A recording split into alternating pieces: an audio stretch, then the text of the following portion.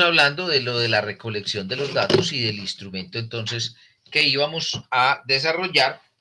Habíamos dicho que era supremamente importante o interesante de alguna manera, pues entonces manejar todo el tema de el instrumento y validar ese instrumento a través de una prueba piloto con el proceso para pues nosotros verificar de alguna manera que ese instrumento nos sirve. Entonces, vamos a hablar de las características de la información.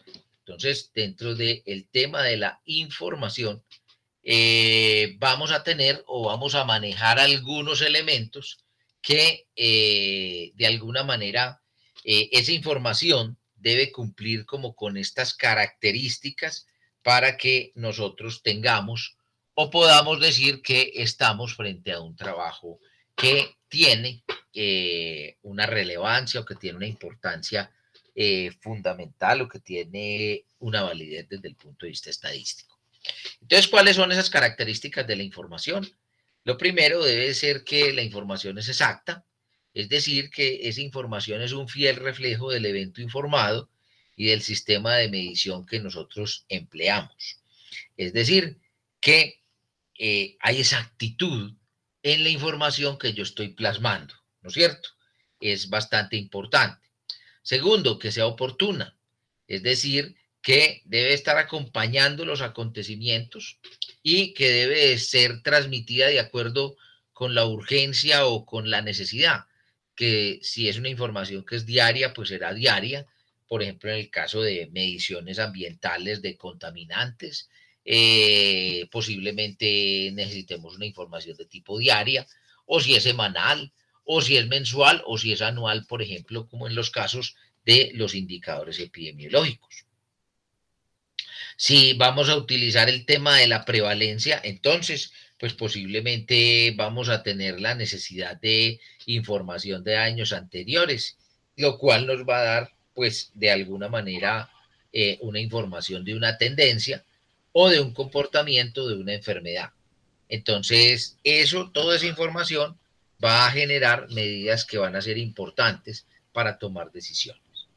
La tercera característica es que la información sea fidedigna, es decir, que la información no nos exagere ni nos disminuya los datos, sino que específicamente nos dé los datos con exactitud. Es decir, no aumentemos ni disminuyamos datos en determinado momento, sino que de alguna manera nos permita a nosotros generar pues como claridad dentro de la información.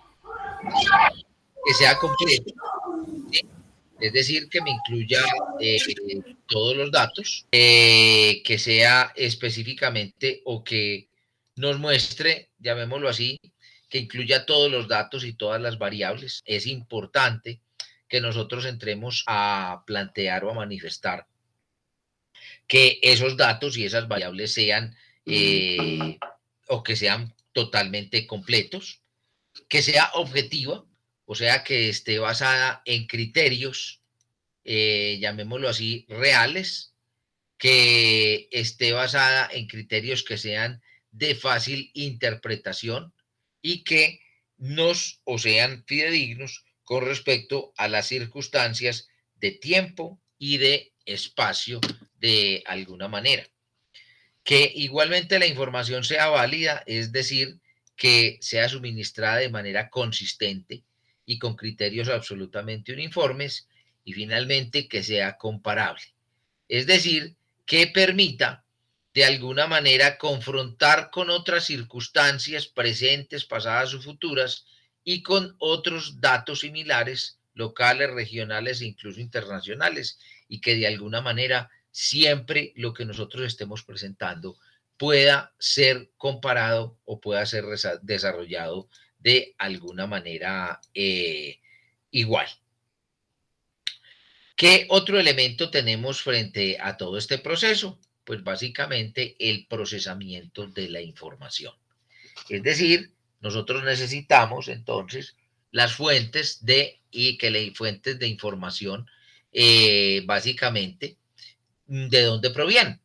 Entonces esas fuentes de información pues específicamente en los estudios epidemiológicos que nosotros podamos definir primariamente el conocimiento de la frecuencia de cualquiera de las manifestaciones.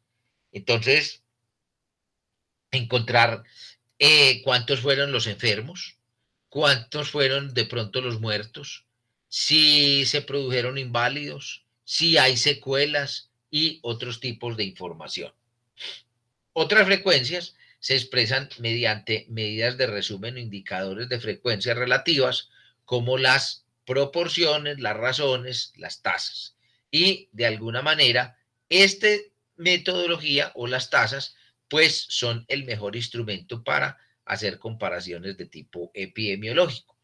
Igualmente, también podemos encontrar medidas de frecuencia, que serán una expresión numérica del riesgo al cual estuvo sometido un grupo de trabajadores durante un periodo de tiempo determinado, ubicado en una o varias áreas de trabajo o con un desempeño laboral definido. De alguna manera, entonces, las tasas que nosotros vamos a tener con mayor utilidad van a ser las tasas de incidencia o morbilidad, las tasas de prevalencia, ¿sí? Que recordemos que incidencia o morbilidad nos habla de la probabilidad de enfermarme en un espacio y en un tiempo determinado. La prevalencia es de haber sufrido la enfermedad y la letalidad es la probabilidad de morirme de una enfermedad cuando me muero de ella, que de alguna manera pues son los tres indicadores epidemiológicos que son de obligatorio cumplimiento en todos los sistemas de gestión en cualquier empresa. ¿Con base en qué?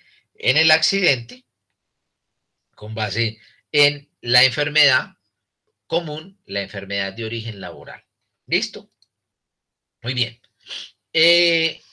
Básicamente, entonces, para nosotros definir los patrones de ocurrencia de una enfermedad o de un accidente de trabajo, pues nosotros tenemos que entender qué es el patrón de ocurrencia. Y entonces, patrón de ocurrencia es la modalidad característica o el perfil en que suele presentarse una enfermedad profesional, adoptando unos rasgos particulares en los diferentes componentes de la población trabajadora. Básicamente, el patrón de ocurrencia se presenta como un esquema característico de los factores condicionantes y causales de la enfermedad profesional o del accidente de trabajo.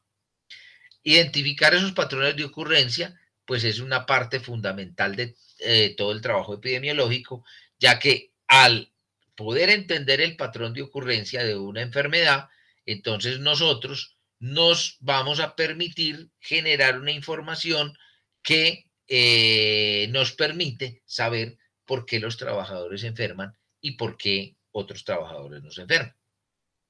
Entonces, además de identificar esos patrones de ocurrencia, considerando los elementos básicos en epidemiología, el análisis de la persona, o sea, del trabajador, el análisis del lugar o del ambiente laboral, del puesto de trabajo, del tiempo, la antigüedad y la exposición, debemos de tener en cuenta, pues, algunas características propias tanto del agente, del medio ambiente, como también de el huésped, o sea, en este caso el trabajador.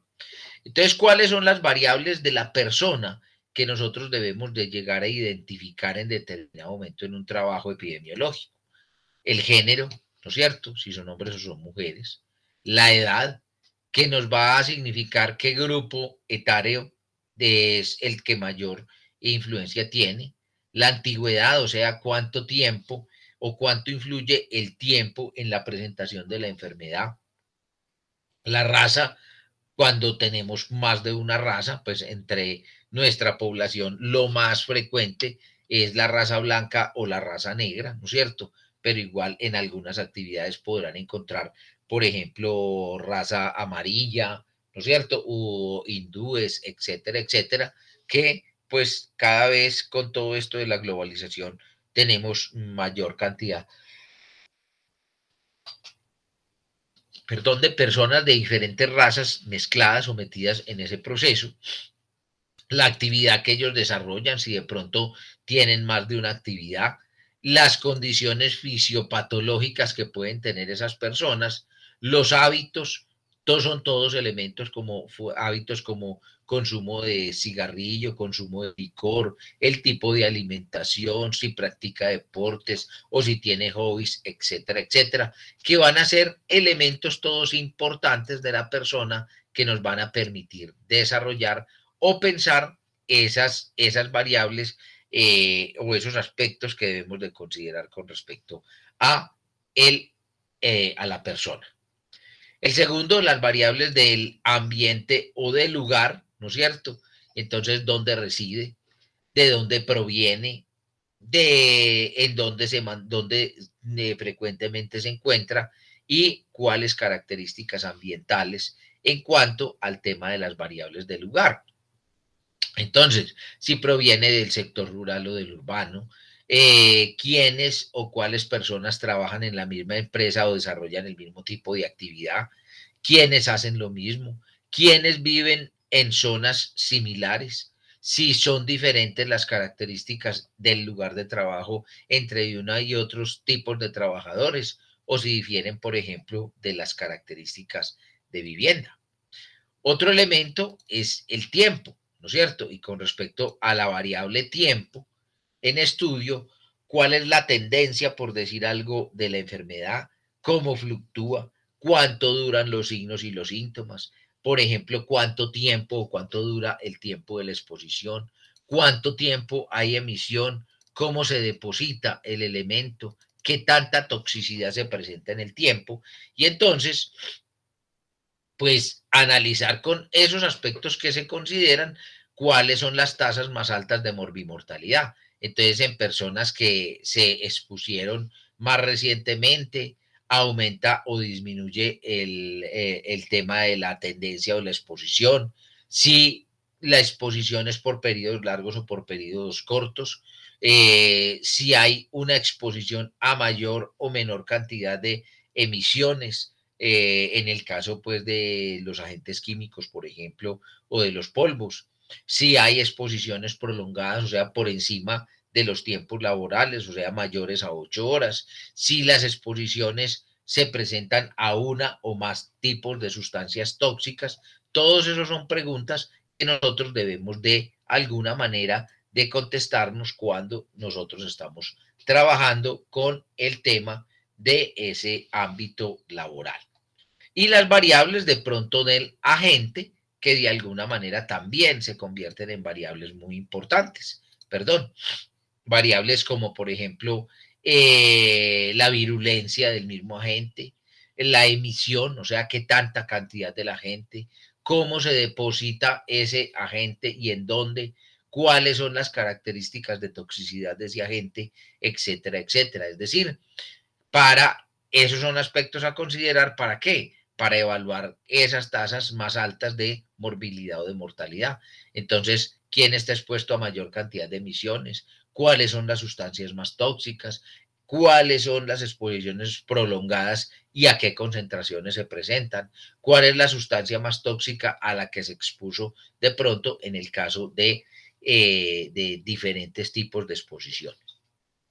En términos generales, entonces, ustedes como investigadores lo que tienen que hacer es evaluar todo ese tipo de condiciones en la persona o en el huésped, en el lugar o en el ambiente, en el tiempo que igualmente hace parte del ambiente y en el agente, que serían las variables que habíamos hablado en algún momento a través de todo lo que era esa conceptualización de la teoría de Cockburn. De alguna manera, entonces, ¿quién define las variables? Pues básicamente las variables y los aspectos a ser considerados como elementos objeto de estudio única y exclusivamente dependerán de las características específicas que cada investigación tiene y entonces se las va a dar. Es cada uno de ustedes en cada una de sus investigaciones. No existe una fórmula mágica. Profe, entonces, ¿qué variables voy a analizar yo? No, las variables que vas a analizar son las variables que te sirven.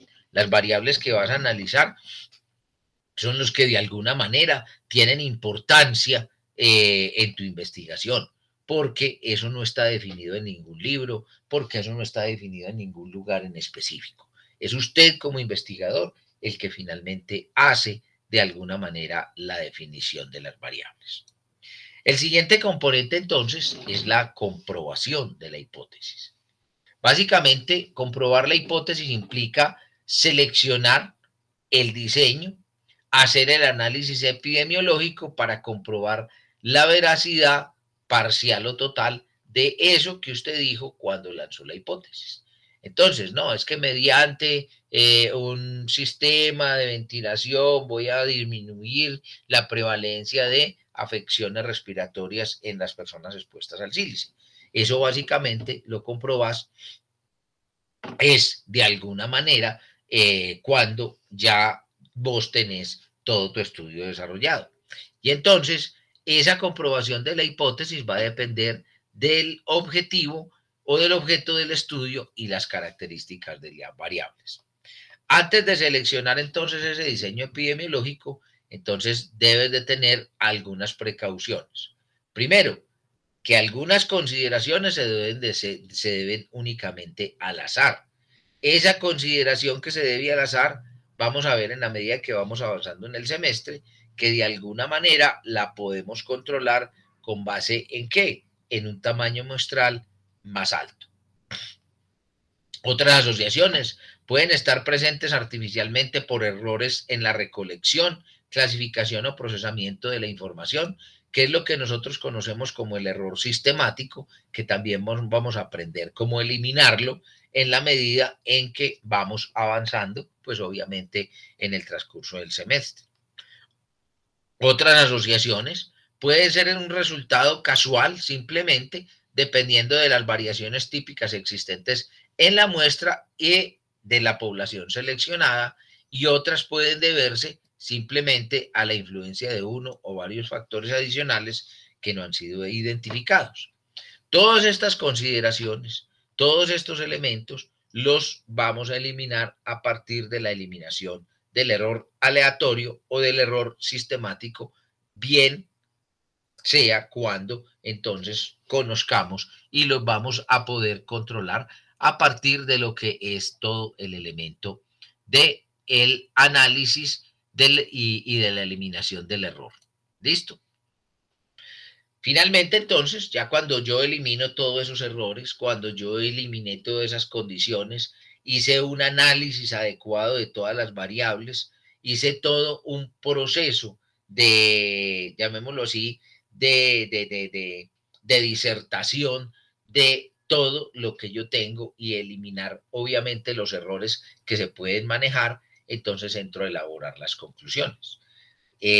¿Cuándo se elaboran las conclusiones? Pues una vez yo tengo completada la fase de comprobación de la hipótesis, ¿sí? Se obtienen los resultados que me van a permitir establecer las asociaciones causales o no entre uno o más factores de riesgo y la enfermedad o el accidente que estoy estudiando.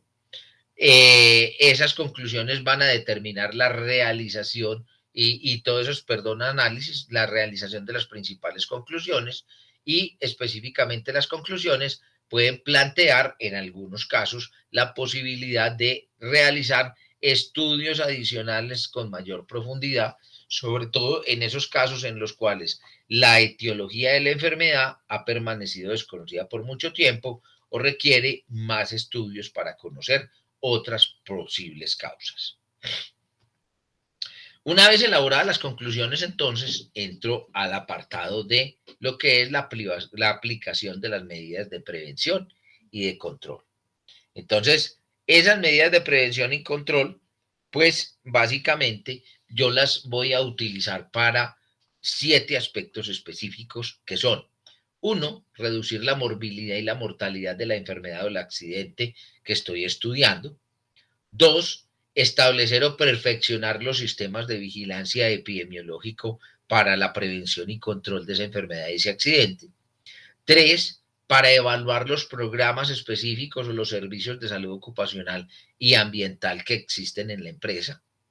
4, para desarrollar programas de educación en salud de los trabajadores, es decir, para hacer todo lo que es la PIP, o sea, promoción y prevención de la salud. 5, para aclarar las dudas al respecto de los factores de riesgo.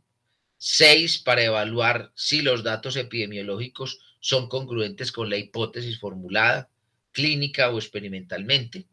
Y 7, para poder difundir la información epidemiológica a nivel académico, docente, administrativo, sanitario, para realizar publicaciones, para hacer foros especializados, etcétera, etcétera. Específicamente, entonces, es el tema de aplicar las medidas de control.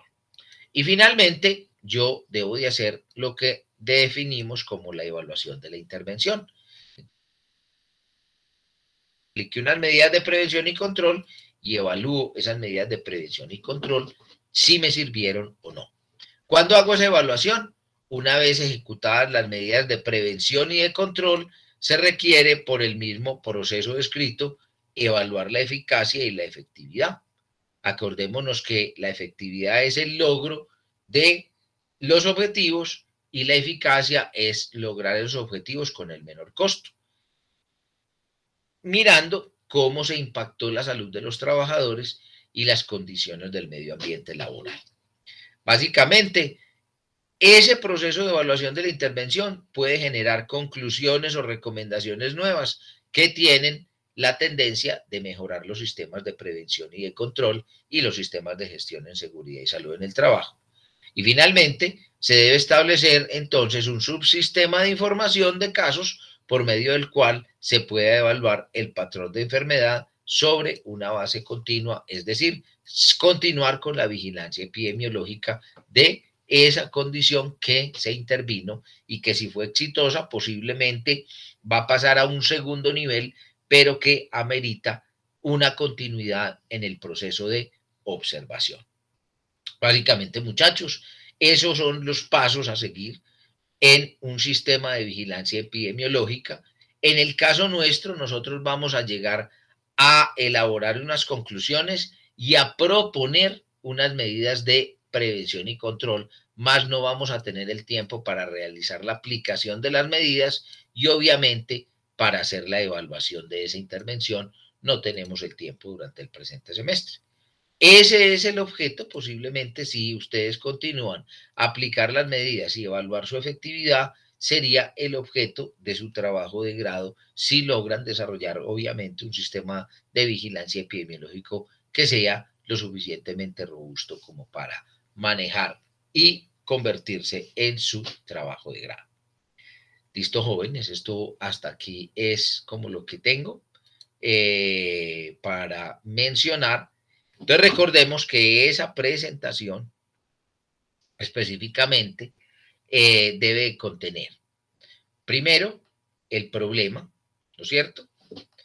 Y un problema que debe estar apalancado mínimo en 3 referencias bibliográficas por cada uno de los integrantes del grupo. Es decir, los grupos que son de 3 deben traer como mínimo 9 referencias bibliográficas apalancando el problema y o la justificación, ¿sí? Los de 4 deben de traer 12 referencias bibliográficas que apalanquen, es decir, que sirvan de algo, no traerme una referencia bibliográfica simplemente por nada y que esté soportando el problema, es decir, no traerme esas referencias, 12 referencias bibliográficas aisladas, sino que en la medida que ustedes me van presentando la justificación, el problema y van presentando la justificación, pues van refiriendo las medidas, es decir, mire, profe, es que el problema nuestro es, qué sé yo, síndrome del túnel carpiano en ordeñadores de vacas de una hacienda productora de leche, ¿sí? No, es que hay un estudio realizado en Londres, por decir algo, o en Inglaterra, en donde se ha encontrado la presencia de síndrome de túnel carpiano en ordeñadores. Ese estudio fue realizado aquí, se comprobó entonces que la prevalencia era más alta en estos y estos y estos. ¿Por qué? Porque eso me va diciendo que el problema que usted me está diciendo es real. Eso presentado por allá al final, no las referencias bibliográficas, eso finalmente no me sirve a mí de mucho ni apalanca todo el proceso. Entonces, específicamente, un problema muy bien fundamentado yo diría, tienen más o menos unos 15 a 20 minutos para hacer su presentación. Entonces, ese problema incluye el estado del arte. Segundo, ese problema debe culminar en una pregunta de investigación. Esa pregunta de investigación nos lleva a lanzar una hipótesis, ¿sí? De ahí en adelante hacemos la presentación de la justificación, o sea, por qué es importante resolver ese problema para el sector o la empresa que ustedes escogieron. Y finalmente, me esbozan un objetivo general inicial. ¿Por qué esbozan? Porque de alguna manera ese objetivo general posiblemente va a cambiar con todos los ajustes que desarrollamos. Tiempo de presentación, entre 15 y 20 minutos aproximadamente por grupo. Deben de estar presentes todos los miembros del grupo, si el grupo generará una sola nota por grupo. Entonces, si usted hace una exposición muy buena, pero su compañero hace una exposición muy mala, ¿sí?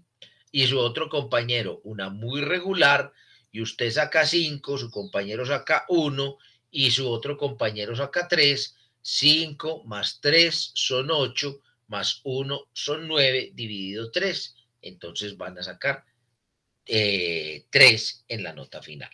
¿Correcto? Las calificaciones no son individuales porque el tema es aprender a trabajar en grupos y aprender a trabajar de una manera inter y transdisciplinar todo este proceso.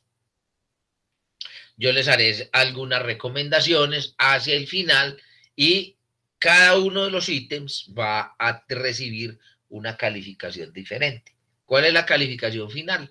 La sumatoria de los 5 notas que le puse al estudiante A, 5 notas que le puse al estudiante B, 5 notas al estudiante C, y si es un grupo de 4, 5 notas al estudiante D. Y esa será entonces la nota final de ese grupo, excepto las personas, como les dije, que no me vengan a la presentación, que sacarían 0, básicamente. Ese sería pues como la nota. ¿Qué es eso del estado del arte? Específicamente ustedes les han enseñado mucho y ustedes en sus presentaciones normalmente lo que hacen es que presentan una bibliografía. ¿Listo? Realmente las consultas que ustedes hacen bibliográficas constituyen el estado del arte. Pero, ¿qué es lo que hace la diferencia entre una bibliografía y un estado del arte? Por decir algo, yo les cuento un problema determinado. Volvamos al tema de los ordeñadores. ¿Listo? Y entonces yo les cuento, no, es que los ordeñadores tienen que hacer movimientos repetitivos, tienen que hacer sobreesfuerzos, hay posiciones inadecuadas, entonces presentan síndrome de túnel carpiano y prevalencia de dolor lumbar, ¿no es cierto? Y al final yo les refiero bibliografías. ¿Cuál es la diferencia con un estado del arte? Usted me está presentando ese mismo problema. Entonces usted dice, compañeros, profesor, resulta que nuestro problema radica en la presencia de síndrome del túnel carpiano en personas que ordeñan vacas manualmente en fincas productoras de leche. Y entonces usted acto seguido me dice, como por decir algo, Clark Gable y colaboradores en una investigación realizada en la Universidad de Cambridge, en Inglaterra, encontraron una prevalencia de tanto por ciento de síndrome del túnel carpiano en ordeñadores manuales en varias granjas evaluadas en el norte de Inglaterra, en la provincia de, qué sé yo, llamemos de Oxford o alguna cosa de esas. Listo. Encontrando estos y estos resultados. ¿Qué haces tú con eso? Me estás diciendo que ese problema que tú me estás planteando no te lo inventaste, sino que ese problema que me estás planteando ya fue definido ampliamente entonces como un problema específicamente en otro lugar del mundo que se hizo a través de un estudio que fue claramente definido. ¿Con eso qué haces? Me estás diciendo a mí, ojo que ya no soy solamente yo, sino un grupo de investigadores de la Universidad de Cambridge han sustentado que ese problema existe allá. Y no, es que yo voy a intervenir manejando, no sé, haciendo una serie de ejercicios, una serie de elementos. Y entonces tú me dices, resulta que en Melbourne, en Australia, otro grupo de investigadores liderados por el doctor Usuga Echavarría y colaboradores definieron que entonces ese grupo o que haciendo esta serie de ejercicios lograron disminuir la prevalencia de un 80% a un 30%. ¿Qué me estás diciendo?